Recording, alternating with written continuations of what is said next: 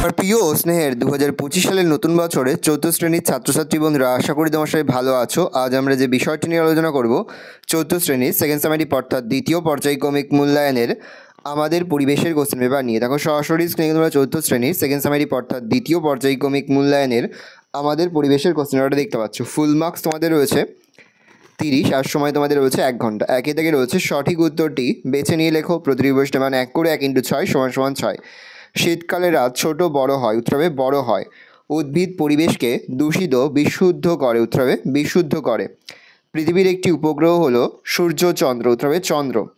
আলোর বিপরীত ওপর দিকে ছায়া পড়ে, বিপরীত।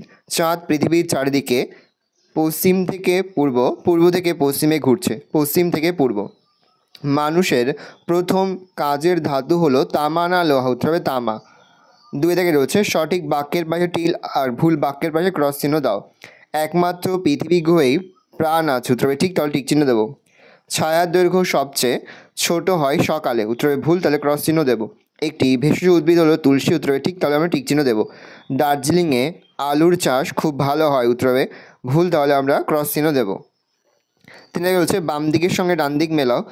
একটি গ্রহ হবে বৃহস্পতি, বজ্র হবে ডাস্টবিন, যিনি মাটির জিনিস তৈরি করেন হবে কুমোর, আর দূরবীন হবে গ্যালিলিও গ্যালিলি। 4 থেকে শূন্যস্থান পূরণ করো। প্রশ্নের মান 1 করে 1 × 5 = 5। মহাকাশে যে কুকুরটি পাঠানো হয়েছিল তার নাম, উত্তর হবে লাইকা।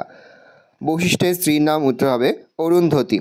চাঁদের বুকে প্রথম পা দেন নীল আর্মস্ট্রং। দোদনায় দীর্ঘী ল, নীল আ ময়রেব দন্তস্বয়ট অনেশ্বর আর্মস্ট্রং। পিতল দিয়ে বাসনপত্র তৈরির শিল্পকে বলা হয় ডোকরা, ডকা কয়রেপ রায়কা ডোকরা। মানুষ প্রথম পোষ মানিয়েছিল যে প্রাণীটিকে, সেটি হলো, উত্তর হবে কুকুর। 5 থেকে রয়েছে পাশের ঝুড়ি থেকে উত্তর বেছে নিয়ে শূন্যস্থানে বসাও। প্রশ্নের মান 1 করে 1 × 3 = 3। ড্যাশ ঘুরছে বলেই দিনরাত্রি হয় পৃথিবী। যে উপগ্রহ শনি গ্রহের সন্ধানে গেছে তার নাম, উত্তর হবে ক্যাসিনি। মালদার বিখ্যাত গান হলো গম্ভীর। 6 থেকে রয়েছে নিচের প্রশ্নগুলির উত্তর দাও। প্রশ্নের মান 4 করে 4 × 2 = 8।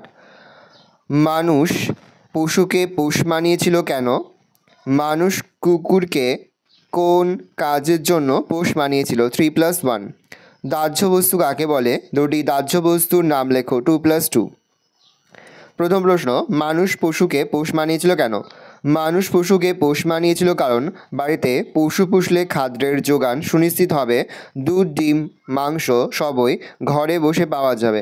মানুষ কুকুরকে কোন কাজের জন্য পোষ মানিয়েছিল? মানুষ কুকুরকে পোষ মানিয়েছিল কারণ কুকুর ছিল বিশ্বস্ত প্রহরী, যা বন্যপ্রাণী অন্য আক্রমণকারীদের হাত থেকে মানুষকে রক্ষা করত।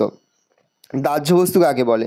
যেসব বস্তুগুলিতে আগুন লাগলে সহজে জ্বলে ওঠে, অল্প সময়ে পুড়ে শেষ হয়ে যায়, তাকে দাহ্য বস্তু বলে। যেমন খড়, শুকনো পাতা, বিচালি, কেরোসিন, পেট্রোল, বাজি তৈরির মশলা ইত্যাদি। ভালো করে দেখে নাও, এই রয়েছে টোটাল তোমাদের সেকেন্ড সামেটিক অর্থাৎ দ্বিতীয় পর্যায়ক্রমিক মূল্যায়নের 4th শ্রেণীর আমাদের পরিবেশের কোশ্চেন পেপার। ভালো করে কোশ্চেনটা দেখে নাও।